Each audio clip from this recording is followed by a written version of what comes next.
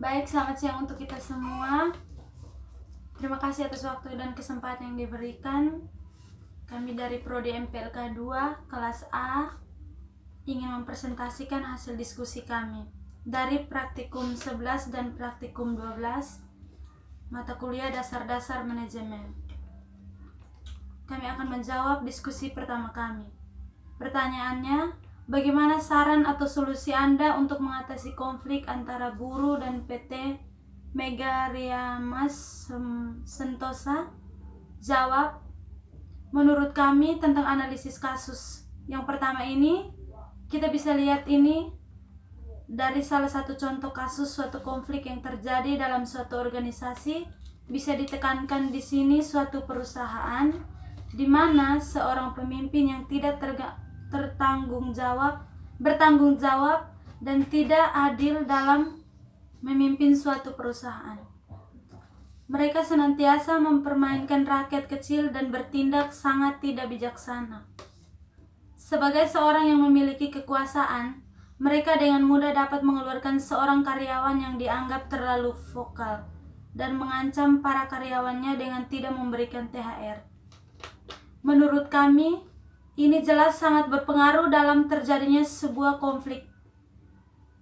Yang menyebabkan utama terjadinya konflik dalam kasus ini bisa dalam kasus bagaimana banyak cara untuk menyelesaikan, mungkin dengan cara mediator, atau jika dengan cara mediator tidak berhasil, maka perlu adanya pretest hukum karena di sini telah melanggar hukum yang berlaku tentang pemberian THR kepada tenaga kerja.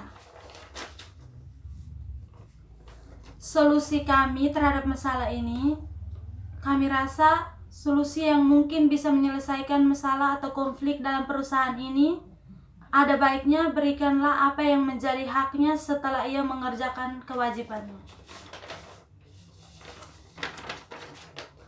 Kasus yang kedua, pertanyaannya, bagaimana seorang pemimpin atau bagaimana tanggapan Anda menyikapi hal tersebut setelah mendapatkan keluhan dari beberapa karyawan dan apa yang Anda lakukan?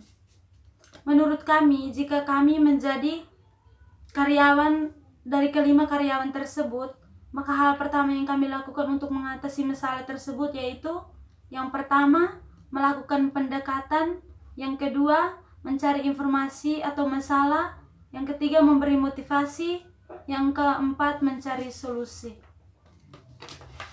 Baik, terima kasih. Inilah hasil diskusi kami dari praktikum 11. Kami akan mempresentasikan lagi praktikum lanjutan kami, praktikum 12. Praktikum 12, masalahnya, pertanyaan yang pertama, apa saja yang menjadi penyebab penolakan terhadap pembuatan bendungan di Kolhua? Yang kedua, bagaimana kita mengatasi penolakan atas perubahannya? Jawab, yang pertama, karena warga atau rakyat Kolhua tidak mau merusak tanah milik mereka. Yang kedua, karena warga ingin membuat sebidang pertanian di tanah milik mereka. Yang ketiga, karena warga memiliki pikiran negatif tentang pembuatan bendungan Kolhua. Yang keempat, fasilitas pemakaian lahan pertanian tanah milik warga terancam oleh karena pembangunan bendungan Kolhua. Jawaban yang kedua, bagaimana kita mengatasi penolakan atas perubahannya? Jawabannya, kita perlu melakukan negosiasi dengan pihak-pihak yang menentang perubahan dan harus melakukan konsultasi atau bahkan terapi. Baik, inilah hasil presentasi kami dan diskusi kami. Terima kasih atas kesempatannya. Selamat siang untuk kita semua. Salam.